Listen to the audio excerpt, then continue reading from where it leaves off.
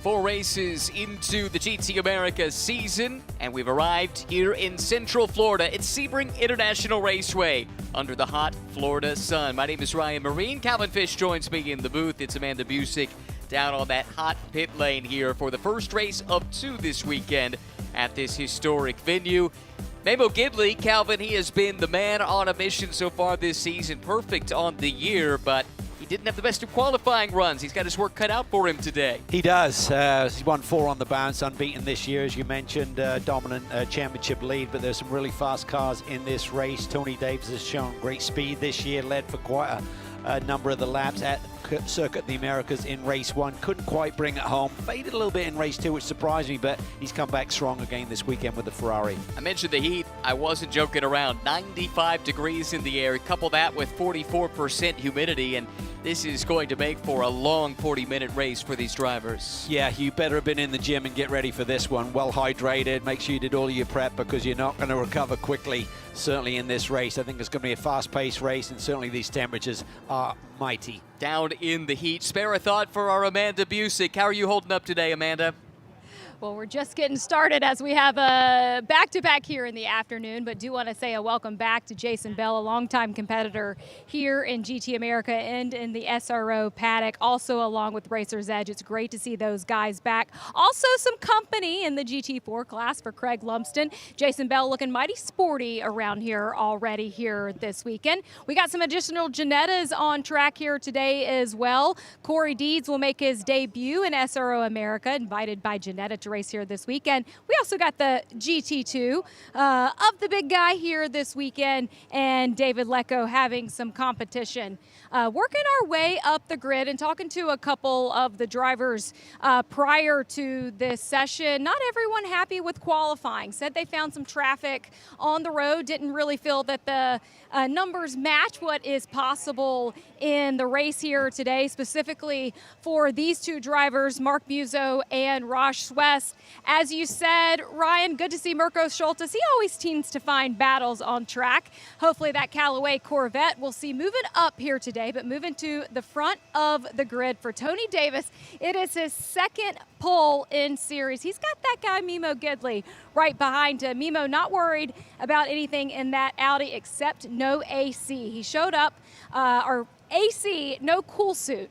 But he said it's not like your daily driver AC, but he showed up covered in ice, ready to attack this race ahead, guys. Whatever you got to do to prepare your body for this arduous task that lies ahead. The car that starts next to him certainly does not have air conditioning. That's Mirko Schultes in the old Callaway Corvette. Talked to Mirko earlier in the weekend. He said cockpit temperatures in excess of 140 degrees. That is wild. And Mirko's been really quick here this weekend. Led the practice sessions here yesterday. Had a spin in qualifying. I'm not sure if that really scuppered his chances of grabbing a better qualifying position, but he always comes good in the race. Not the best qualifier, but boy, does he race well, and this is his local track being based over in St. Pete. Let's talk Sebring. Opened in 1950, 3.7 miles, 17 turns. Turns 1 and 17, probably the most challenging around this place? Yeah, absolutely. I mean, we talk about Sebring, respect the bumps. It's like being in a paint shaker when you come down these concrete runways and then you try to ride a mechanical bull through turn 17. I think it's an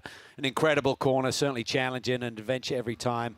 Turn 1, we've spoken about that many times. Blind entry, high speed, takes total commitment to get it right. But I love the rhythm of this circuit. There's some really fun corners out there. It also allows good side-by-side racing, some good overtaking opportunities, heavy brake zones. So this will be a fun one. When did you first come here?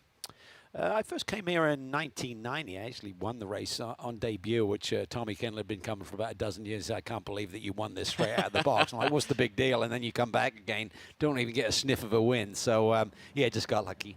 Love it right away?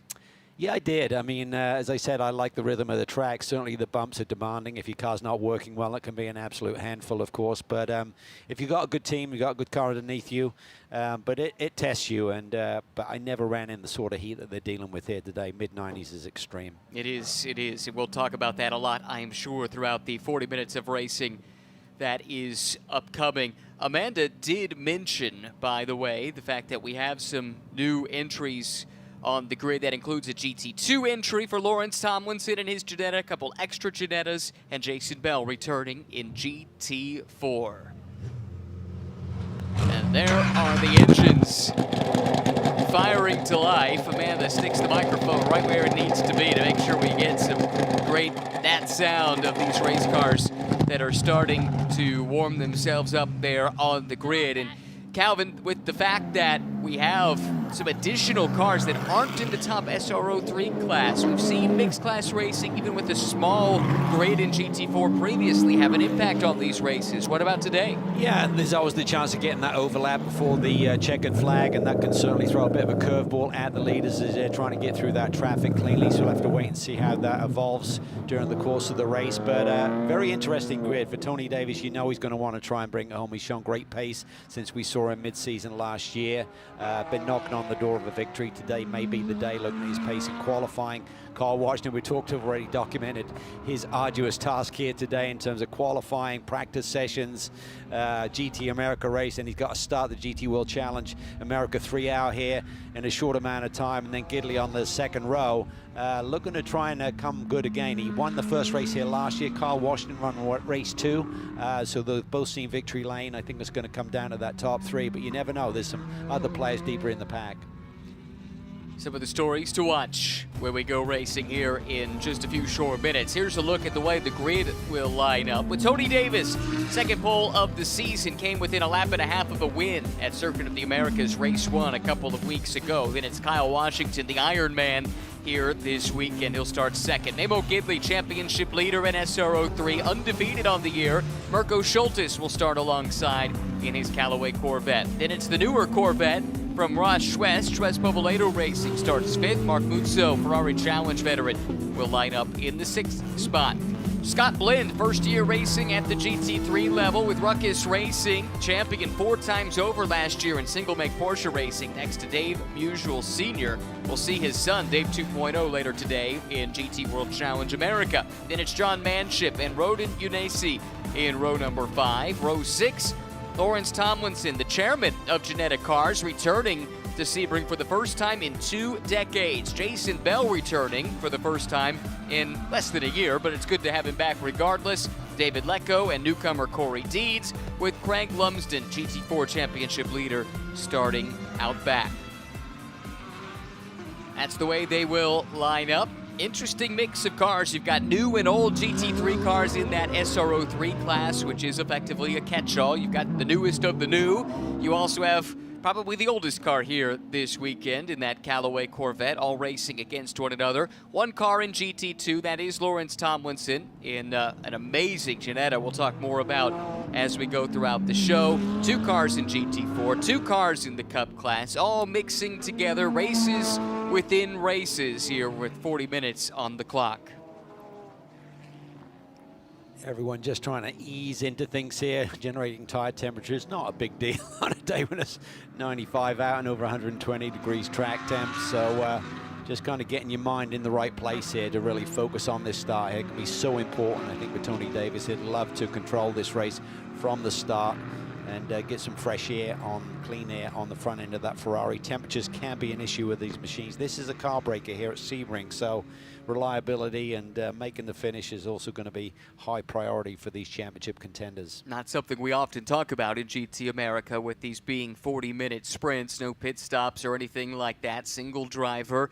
But the combination of a brutal track like Sebring and brutal heat like we have here today, that changes the equation for sure.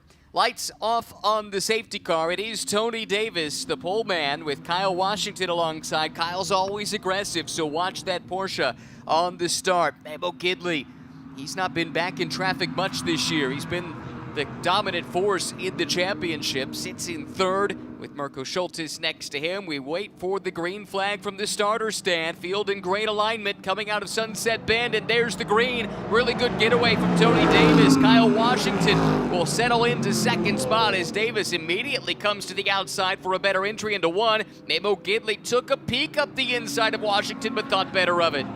Schultes slots there into P4. Nice start from him. Schwester side by side down into the brake zone with Muzzo there. Battle for P5 early. Schwest in the Corvette. Silver and black. Muzzo shoved off a little bit wide there, or at least he gave a wide berth to Schwest to avoid any potential contact. That's the yellow, but primarily red Ferrari. Lost momentum. Now Scott Blind is closing in, as is Musial Sr. Yeah, and Gidley's got a bit of a run here on Washington, so Washington goes on the defense. Gidley's on the normal racing line, a little bit more rubber there. Let's see if he can do the crossover here, get a bit of fire and acceleration there coming off of turn 7 and make a move by the time they get to Cunningham Corner. We've seen Memo very aggressive on these starts so far this season, but he also has to be thinking about the championship. He's got a massive lead, so no reason to take any undue risk. Little smoke there coming from somewhere.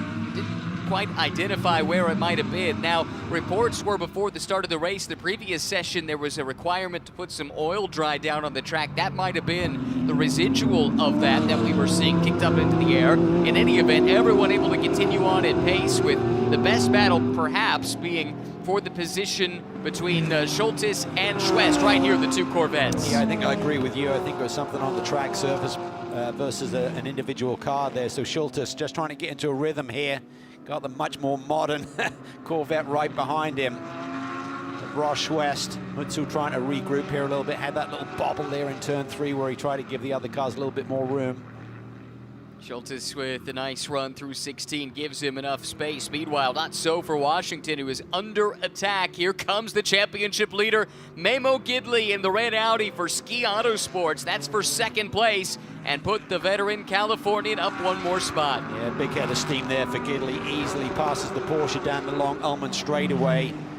Try and escape the clutches of Kyle here and go try and chase down that leader, but Tony Davis, what an advantage he had in qualifying here earlier today by about 8/10, and he's demonstrating similar pace here in race conditions as well. Ross Schwest shows the nose to the inside of Mirko Schultes. Mirko gives him plenty of space and carries plenty of speed through turn 1, holds on to that position. This is 4th and 5th. Mark Mutso closing back in once again in the Ferrari, so it's a 3-way fight for those positions. Further back, a couple of Porsches squabbling. Looks like Scott Blind was able to fend off the challenge from Musial, and that brings John Manship up into that fight. Yeah, Musial Sr. there, a little bobble there coming through turn 5, lost a little bit of acceleration coming off of there, so Gidley has escaped the clutches of Washington. Washington's got to dig deep. We've seen it before. Once he gets into his rhythm, he can be super fast, but he's got to find it early. Kyle second in points coming in. The trouble is he's 52 points down on Memo Gidley, and now runs behind him once again. That's been the case far too often this year. Yeah, and there you see the dust in the air, so it must be that oil draw you alluded to that was laid down between the race here a little bit earlier, or the qualifying session, excuse me, and this race here.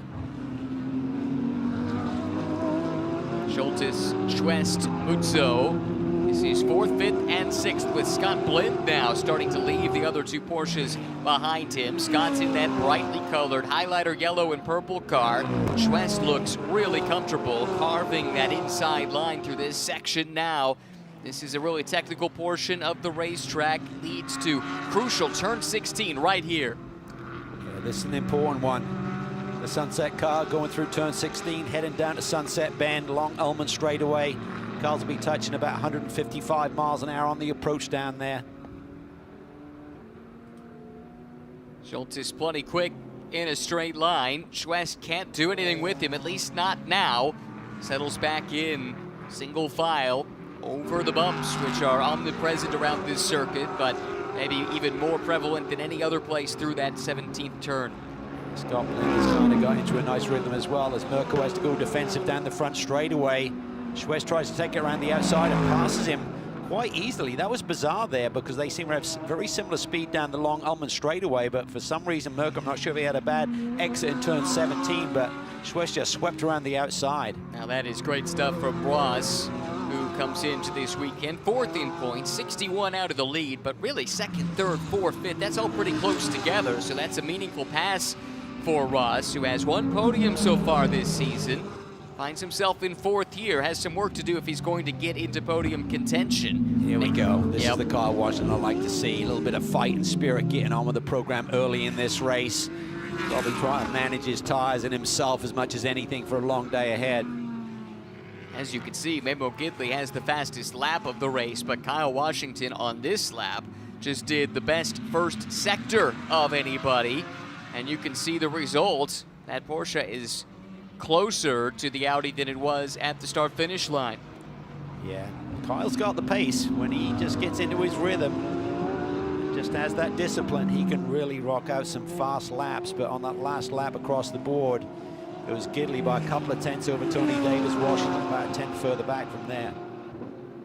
Davis continues to lead. This harkens back to race 1 at Circuit of the Americas, where he had the pole, had a bit of an advantage. Memo caught him towards the end, swapped the lead around a couple of times, and then with about a lap and a half left, Memo finally made the move that ultimately would stick and secured that win streak he's still on.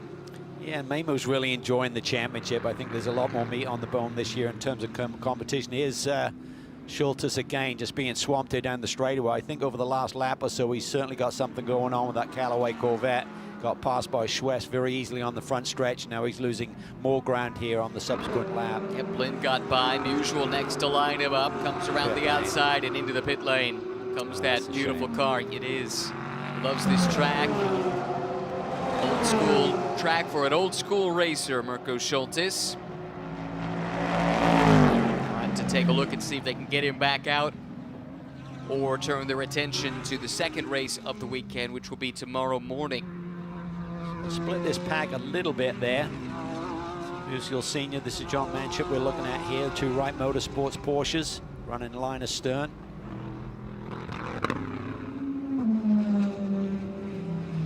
John made 2 starts last year. Those were both at Circuit of the Americas. Came back for COTA a couple of weeks back and has extended his program to include a run here at Sebring. Long-time Wright Motorsports customer, going back to his days in Porsche single-make racing, Porsche Sprint Challenge, Porsche Endurance Challenge. Did drive for Kelly Moss as well for a time. 2 teams that are well represented in this paddock here this year in multiple series. Front, you see the gap there. Gidley now only 9/10 back of Davis's. Schultes' crew goes to work trying to identify what exactly is the issue with this Callaway Corvette. Majority of Mirko's race drivers being with GM Power.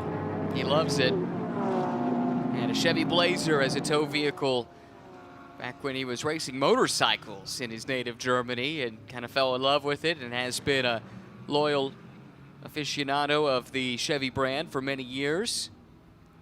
Here's the returning Jason Bell and the returning Racer's Edge Motorsports team as well. Long-time competitors at the GT4 and GT3 level. You go back to the turn of the decade, right? Early 2020s, even at the end of the teens, they were campaigning the Honda, that Acura NSX, and winning a lot of races, a lot of titles.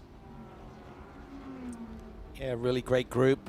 John Meraki was at the helm for a long time, established a great race team. Then he kind of sold out last year. He's moved to Italy, so we wish him all the best in his, I assume it's retirement. I'm not sure he's going to be coming back to the racetrack, but either way, he's enjoying life in Italy. But he's left a great group of people there at Racer's Edge, and it's great to see them back on track. And obviously, for Jason Bell, he wanted to be here at his home circuit, lives over in the Tampa area. Misfortune has found Mirko Schultes. Amanda, what can you tell us?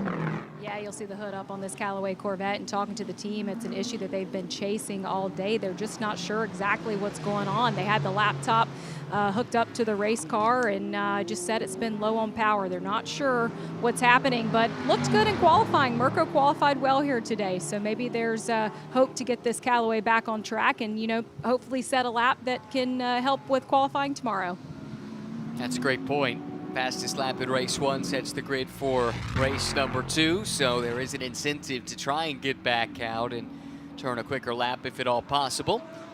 Talked about Lawrence Tomlinson briefly at the top of the show, but great to have Lawrence here back at Sebring for the first time since he did the 12-hour about 20 years ago. And comedically, he said, you know, frankly, I didn't really remember the track hardly at all when I got here. I had to relearn it, so he's actually been racing in Pirelli GT4 America in a Mustang along with his son Freddie this weekend. Yeah, it's pretty cool. Great to see that name back on US shores competing. Obviously part of the Ginetta brand here. And that is a monster of a race car. Looks really cool. Great styling and sounds fantastic when it whistles by you. 6.3 liter supercharged V8. Makes about 800 horsepower before BOP. That's enough. You think? Gets your attention. Yeah, really remarkable car. Full carbon fiber bodywork, and made its competitive debut the tail end of the year last year, GT2 European Series round at Barcelona, and it was Lawrence and Freddie Tomlinson that ran the car there to a couple of podiums. So strong right out of the box and a chance to showcase the car to potential customers here stateside as Ginetta continues to ramp up its North American arm, which has only grown in the last few years. I'll tell you what, it looks really good over the bump straight through the exit of turn 17. Car seems to be handling well. Just behind him, Rodin Unesi back for another go-round in the Ferrari. Interesting overlap between that GT2 car and then the SRO3 class that makes up the bulk of the field. In theory, the GT2 car should be quicker in a straight line, have higher trap speed. They don't make as much downforce, which means they're slippery through the air, but they give that speed up then through the corners, and ultimately you expect the SRO3 cars to be a little bit quicker over the full lap at most tracks. Tell you what, Tony Davis has got to be thinking, what do I have to do to shake this guy? You know, I've got a really fast race car. I dominated qualifying, had the perfect start, and now I look in my mirror and that red Audi is getting ever closer on that last lap. Gidley took a further 3/10 out of the gap that Tony had established over the opening laps here. It looks really strong. Here's the team watching on, trying to keep Tony up to date with all the information that he needs, but Memo Gidley is tenacious. That's just how he lives his life. Everything he does 100%. And right now, he's in for a battle here with Tony Davis. We'll see what Tony learned from their scrap at Coda. I'm really curious to see if the second time around it might have a different result. Yeah, he went a little bit conservative, didn't he, on that last lap there, just to really try to protect the overtaking opportunities, and that just gave Memo a tremendous run down the back stretch there. So I'm sure he's been reliving that one, laying in bed at night to think, if I get in the same scenario, I've got to handle it a bit differently. Gidley told me, I spoke to him after that race victory at Coda, he gave me a shout and said, really enjoyed the racing this year. We've got some great competitors. And he said, Tony Davis, he picked him out as saying he is really quick. Yeah, he has been. I mean, you look at his resume in Ferrari Challenge, and it's not a surprise. He knows the platform well. He knows a lot of these tracks from Ferrari Challenge, but it's a different level of competition, certainly, and you don't get to race against ex-IndyCar drivers all that often in Ferrari Challenge, and of course, Memo has that on the CV in addition to a lengthy career in sports cars. Yeah, it's a wonderful mix. You know, it's bronze-rated drivers. You have to be a bronze-rated driver to compete in this championship, so that can be people who have very little experience or drivers such as Memo are a lot later in their career and get downgraded to a bronze eventually. And it's great to see them competing, and for the newcomers to learn from the likes of Johnny O'Connell, past champion in this category, and Memo was back in 2023 with TKO. So yeah, I just love the dynamic, and it's great to see so many more cars this year. It'd be nice to see that GT4 category come back a little bit as well. It's great that Jason Bell is here. He said, I want to get back out there, and hopefully that will entice other competitors to come out and join me, because it's an amazing race. They love the format. In the 40-minute sprint race format and single driver. At its apogee, this series had two really strong classes in SRO3, as we see now, but also in GT4, and we had compelling championship battles in both that went down to the wire, and for whatever reason, the numbers wax and wane in the different classes, and right now, a little bit more interest on the SRO3 side than GT4, but I hope that Jason can be the bell cow that leads the rest of the GT4 competitors back to this championship. It's a really special place. I'm waiting to see what lap time Kyle Washington put together here. He just went purple sector 1, purple sector 2. This is a monster lap if he can finish it off. Well, you tell us, how good was it? 203.8.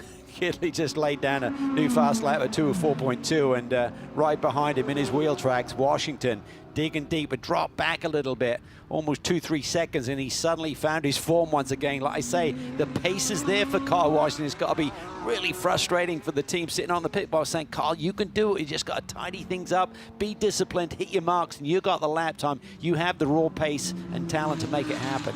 If nothing else, that would be, at least right now, pole for race 2 tomorrow, so that's something, assuming Gidley can't go faster. And Gidley's about to be in a battle here, so he might not have a great opportunity to lay down a quick single lap. And as Davis and Gidley start to fight. With this pace from Washington, he could be there before too long. Absolutely. All three very evenly matched there in the first sector on this particular lap. But certainly if Davis sees Gidley even closer, he's going to start to get a little bit defensive. That will compromise the lap time. That means the gap between Gidley and Washington will shrink immediately.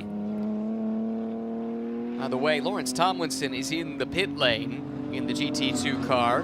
Not sure what the cause of that would be. There is the car sitting stationary. Hopefully it's nothing too significant and he can get back out. He's come in for a refreshment. Now there's work going on in the right-hand side, so they're just taking this opportunity to get him rehydrated as well. Hopefully you can see further action in the race today. But car looks spectacular and looked to be handling really well when we were focused on it there a short while ago.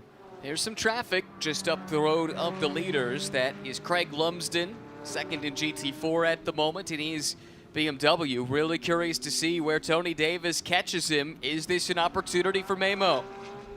They might clear him. No, it's going to tighten up a little bit for Davis. He doesn't get a perfect run through there. Gidley slightly better, so it may compress the gap a little bit on this circuit and tour of Sebring.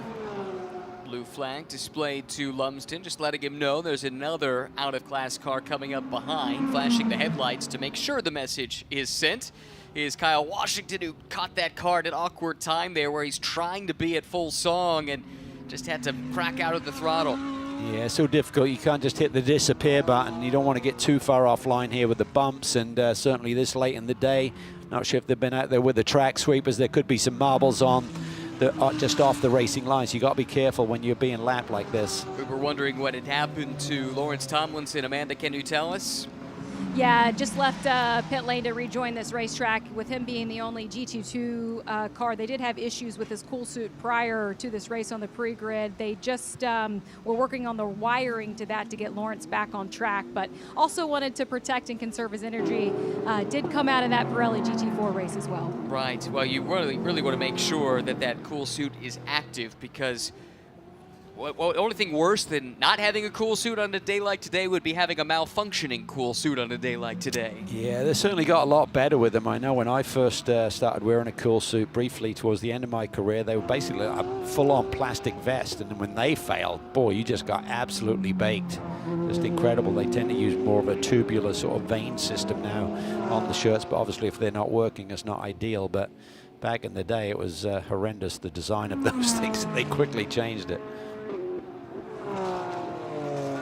But if it works, man, it makes all the difference in the world. It's a beautiful thing. Ice cold water being pumped around your body when you're in a cockpit that, as we heard, could be as hot as 140 degrees on the Fahrenheit scale.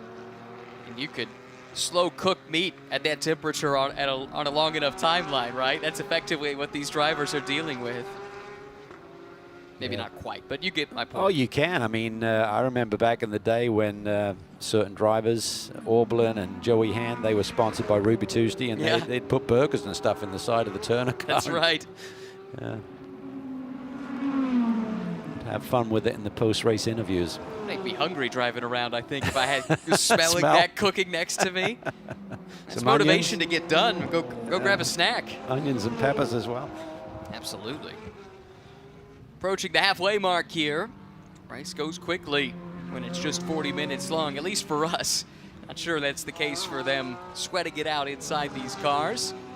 So Schwest up to fourth with the issues for Mirko Schultes early in the race. Mark Mutso, though, he's right there with him. I wonder, I bet these two would have raced against each other in Ferrari Challenge over the years, and right now they look pretty evenly matched. They really do. Mutso looked really impressive there into the brake zone for turn 7, so he had that little bobble on the opening lap, but so it looks like he's got back into a nice rhythm here. Schwest, I thought he was going to chase down the top 3 there, but just didn't seem to have quite the pace. His fast lap is a 204.7 compared to our leader's 204.3, but again, we mentioned Washington's awesome lap that he nailed there middle of this race at a 203.8.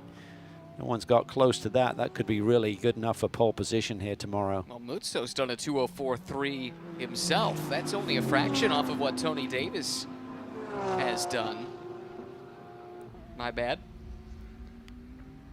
Anyway, so yes, good pace there. So I thought you were talking about Schwest, who Just not quite there at the same level, but still doing enough to stay in front of Mark.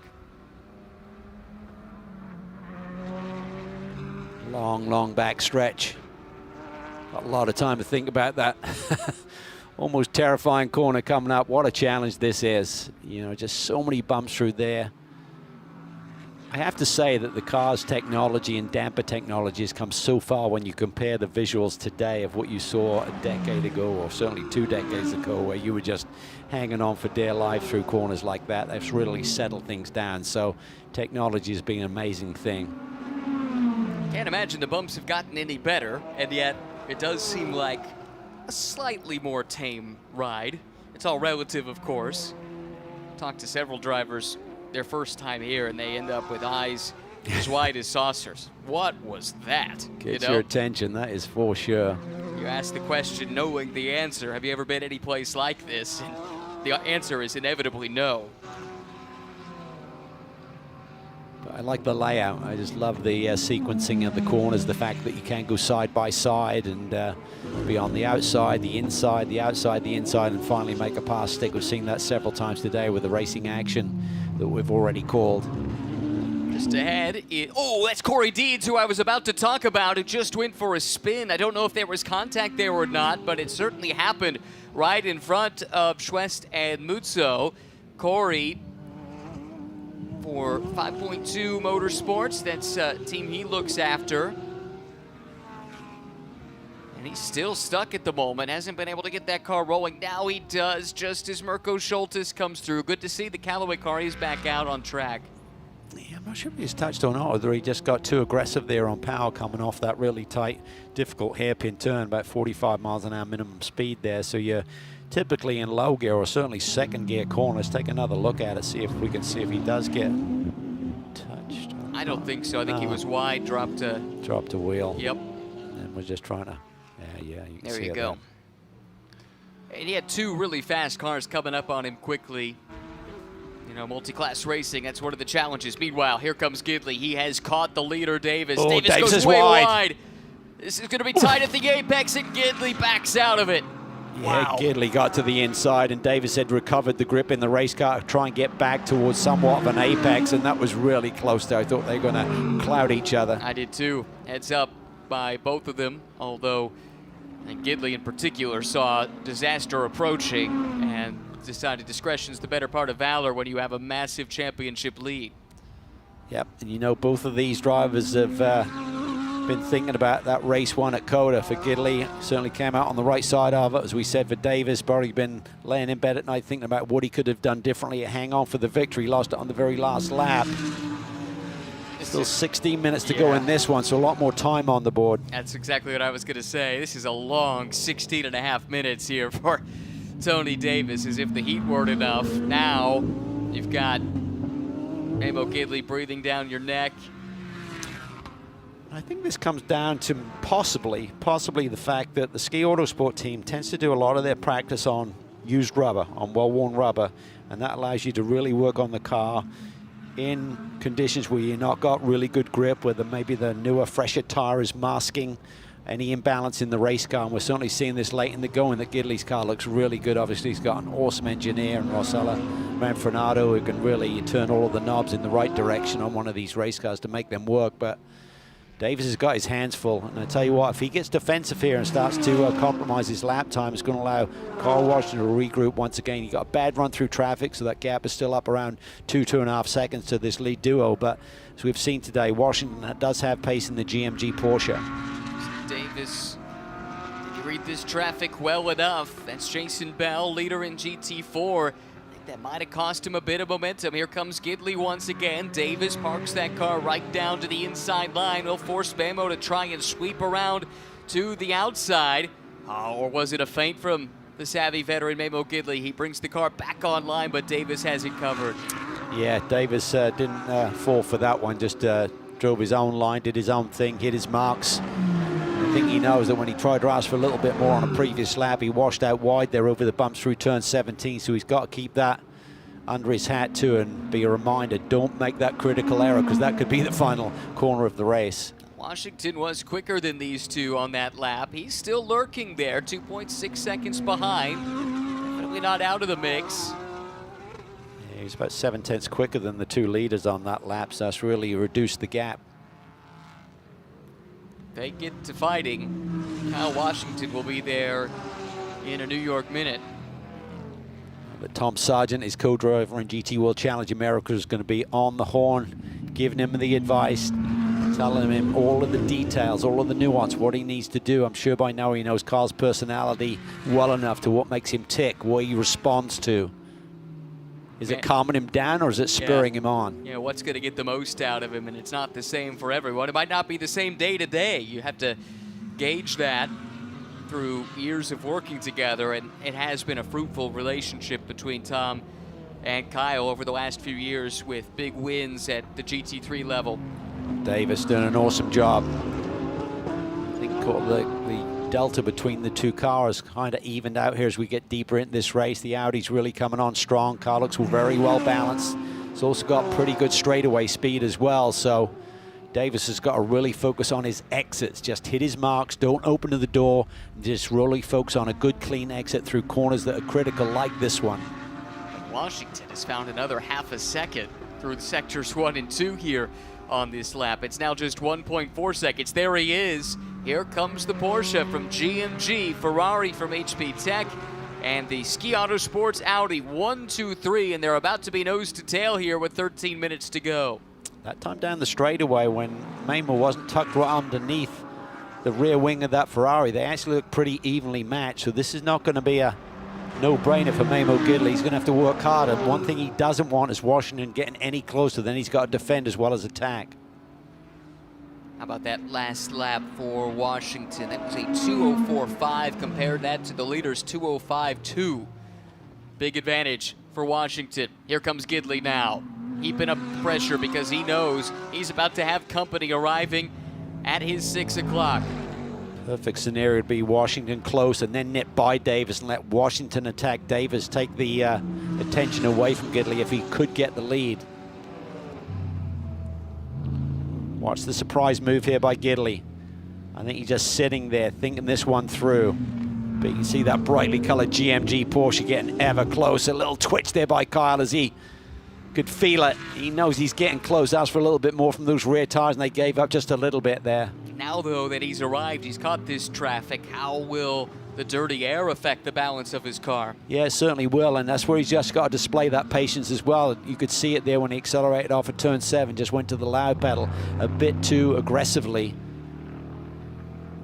You were talking about the balance for Gidley looking strong early in the weekend, admittedly on the old tires as you said, but he was chasing the rear around quite a bit. Seems stable enough right now though. Yeah, it does, and I think when you suddenly throw fresh tires at it, it's like, oh, thank you, thank you. You're going to be screaming like, give me tires, give me tires. You make me pound around here and fine-tune the race car, but it's all part of the big picture of a race weekend and having a strong race car once the green flag drops. Mamo took a furtive glance to the inside there through turn 16. That's a dangerous place to make a lunge. Probably not the time for it yet. There's still a quarter plus of the race to go. Little traffic up the road as well for the leader, Tony Davis. He'll be the first to negotiate that. Then Mamo Gidley. Washington now struggling a little bit more. Looked like he was there. This lap hasn't been quite so kind to him. Yeah, not a clean lap, not a clean middle sector there for Kyle Washington. Lost about 3/4 of a second, so he's again got to regroup, tidy things up, try and get back into the mix here.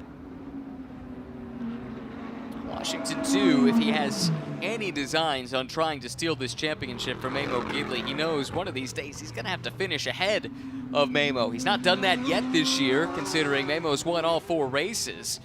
And here, even though Mamo's finally not winning, he's still ahead of Kyle. Yeah, Washington came into this race with a 6-point lead over Tony Davis for P2 in the championship, so that would be reversed with a 10-point swing between first and third, so he's going to be conscious of that as well. But it's early in the season to be thinking championship, but every round counts the same, whether it's round 1 or the final round at Indianapolis. You've got to keep scoring and taking advantage over the competitors. But right now, Gidley thinking about how can he go 5 straight. Kyle's back in his rhythm now, though. Picked up a half a second on the leaders in Sector 1 this time. Oh, here comes Gidley. Again, we've seen him make that look a couple of times. Not sure it's really about making the pass there, but that said, he's looking pretty threatening, but so too is Washington. Look at him roll the speed there at corner entry. Oh, really good clean exit out of 13 as well. Yeah, what Davis does out of turn 10, he kind of compromises his exit to set up that little squiggle between 10 and 13. And really difficult one of these cars to maintain the balance through this. We compromise the exit, but what that does kind of gives Mamo a bit of an invite. You expect me to drive down there, but this is going to be tricky here for Mamo now because Washington is right with him. 30 minutes into this race, 95 degrees in the air when the green flag came out just over 30 minutes ago. Tony Davis has led from pole position in the Ferrari. Traffic up ahead, I think that's Lecco, the leader in the Cup class. Look at the speed disparity here. Lecco hugging the inside. Davis rolls around the outside. Just behind, Gidley got a decent run, but so too did Washington. Washington a big run. He's closer to Mamo than he's been throughout this race, coming across the stripe here.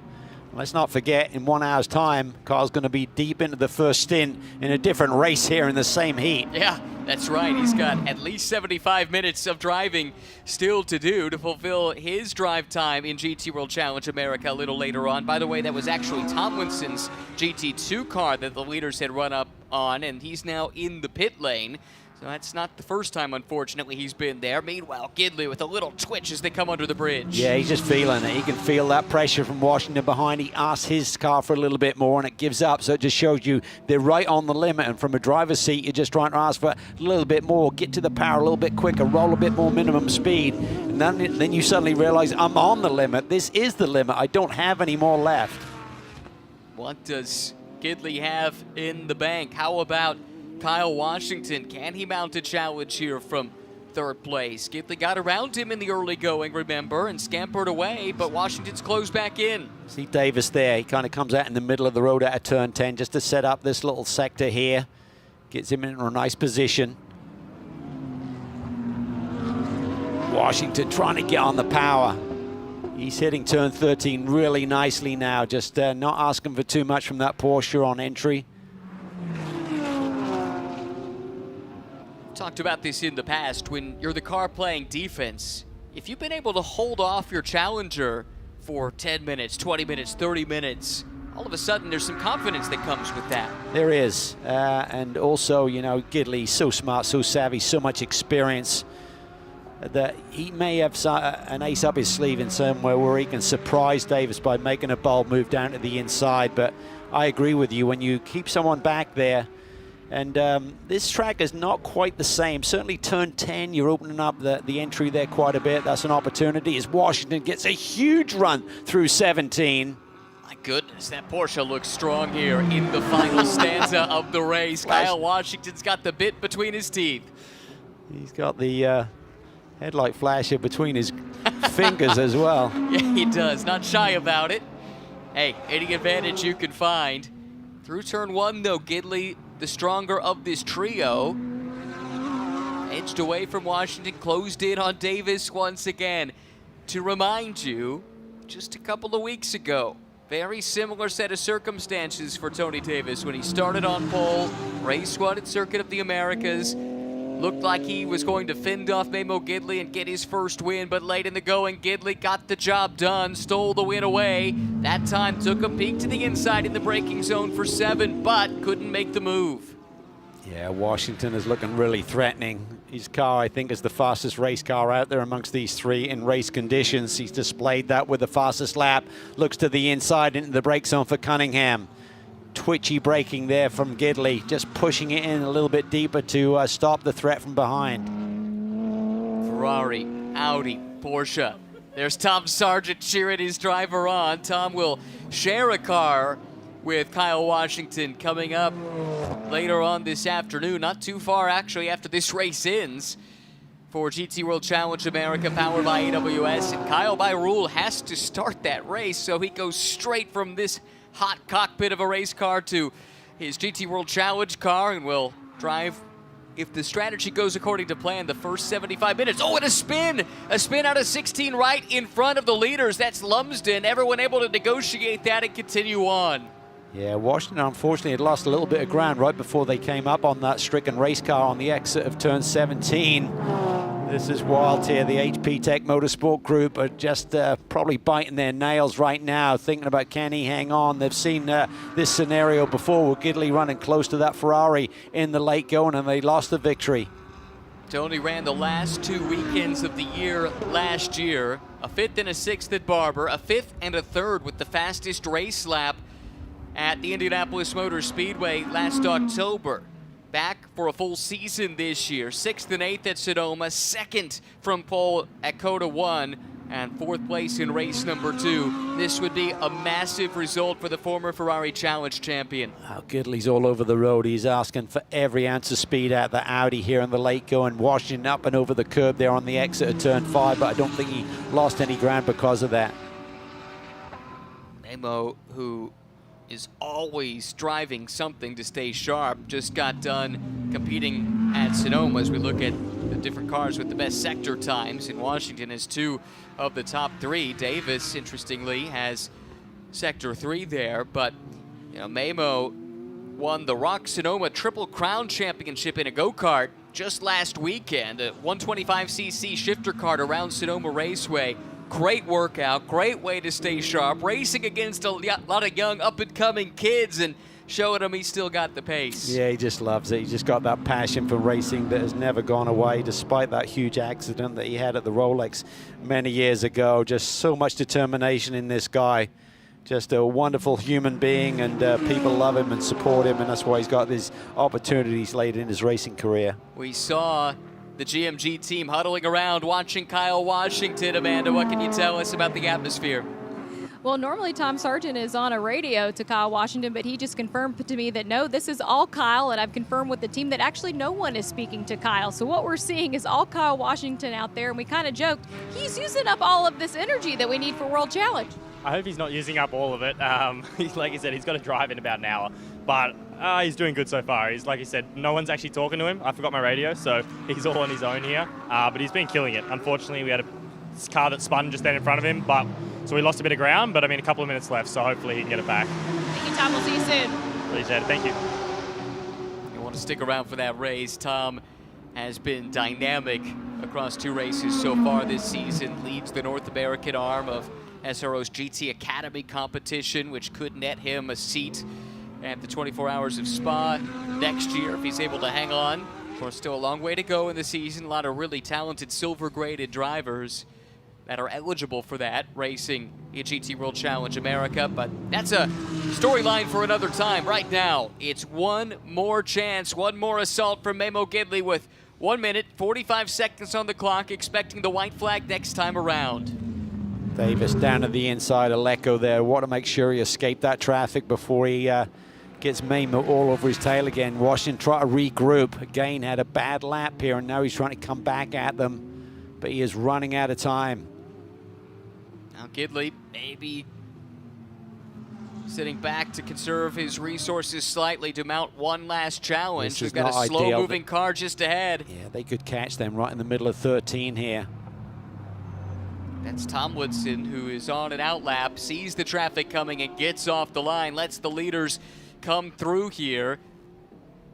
Ferrari of Davis, Audi of Gidley, Porsche of Washington, nose to tail. Gidley is closing in.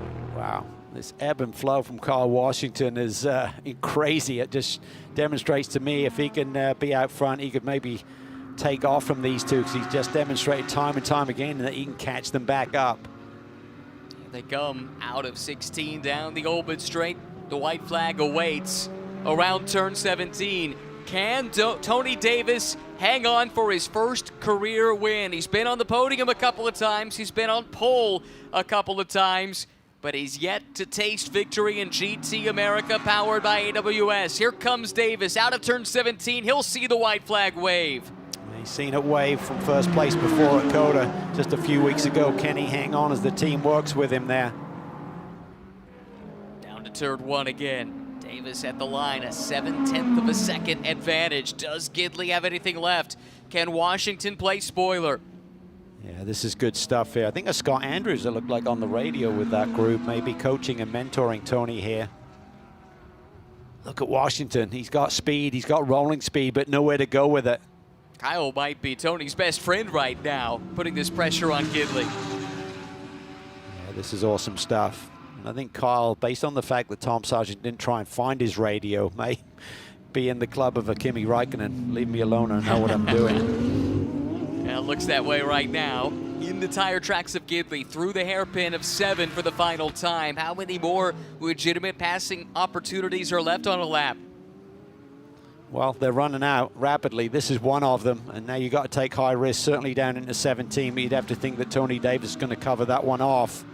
And it's not easy for Mamo in terms of just setting someone up, but trying to do the crossover, because Washington could fill that gap. Mamo, is he going to be beat for the first time in 2026?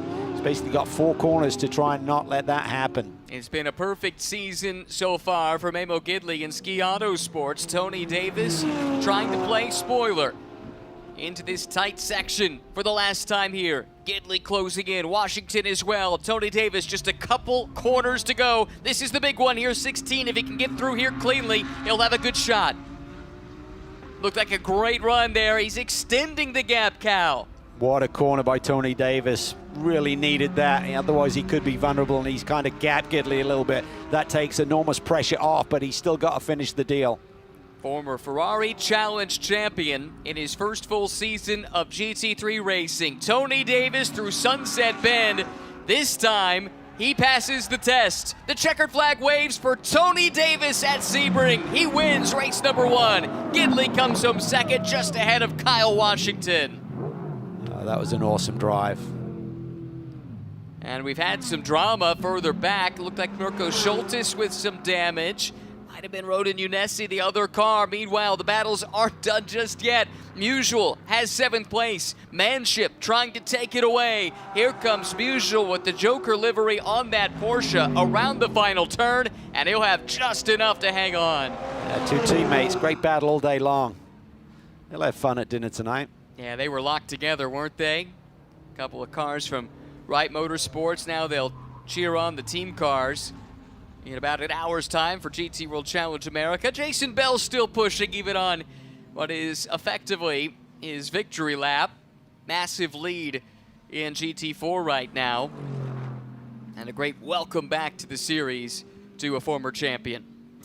Yeah, he's just got so much passion for racing. I know he gets frustrated by it at times, but he couldn't leave it alone. Great to see him back.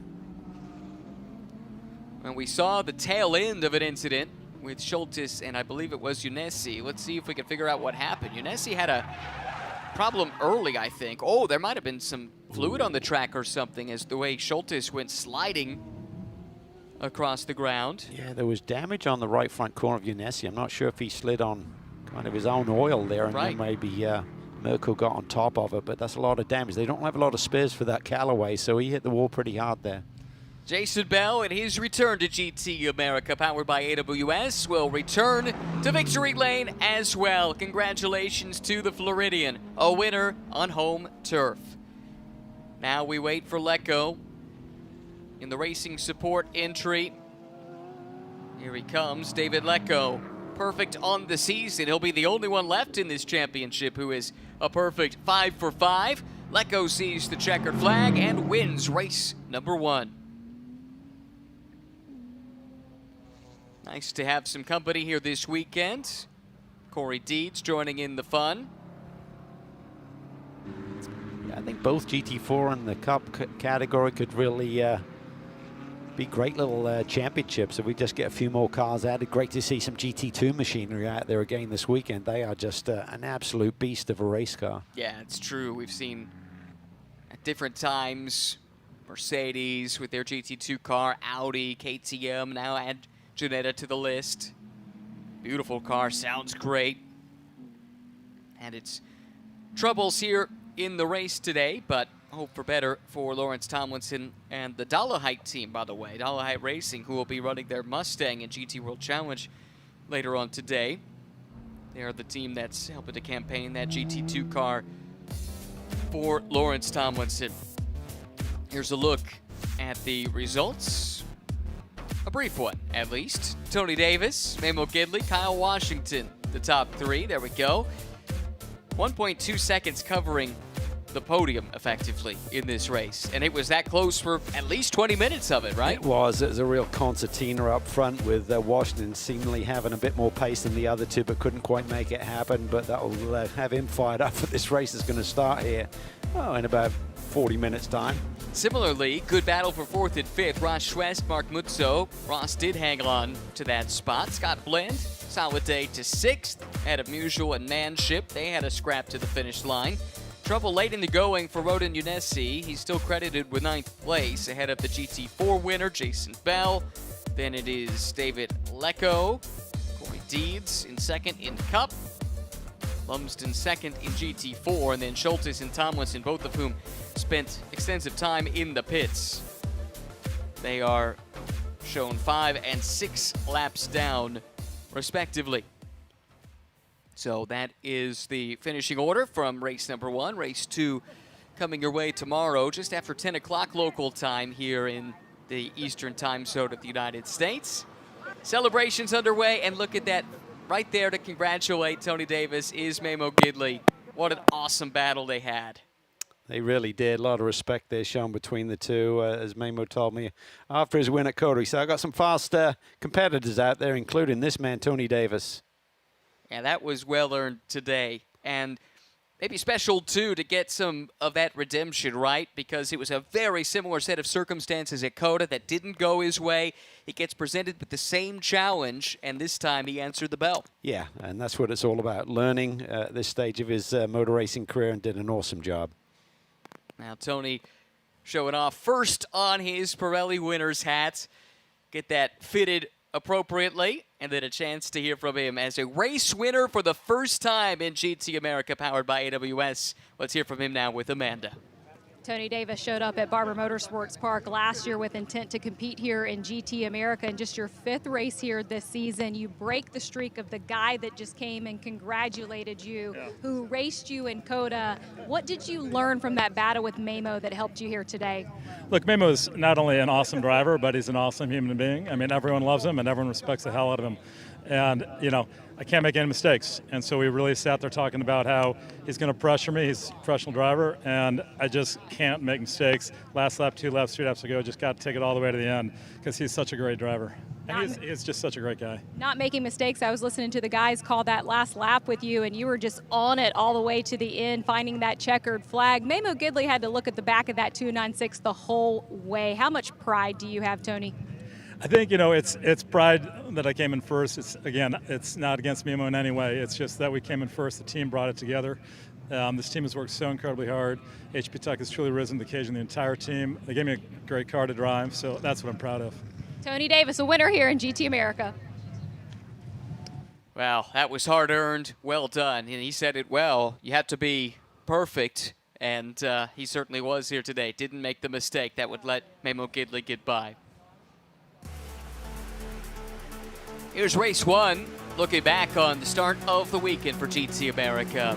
Powered by AWS, Tony Davis on pole position, had Kyle Washington behind him in the early stages. Good little battle from Schwest and Mutzo as well. Memo Gidley, though, tracked down Washington in the first quarter of the race, made that move to the inside into Sunset Bend to take 2nd place, and from there put his head down to run down the race leader, Tony Davis. Problems, though, in the early going for Mirko Schultes. They did get that car repaired and sent back out on track. Scary moment here as Deeds spun right in front of Schwest and Mutzo. Another frightening moment there as Lumsden went around in front of the leaders. But Tony Davis withstood the pressure to take the checkered flag just ahead of Gidley and Washington.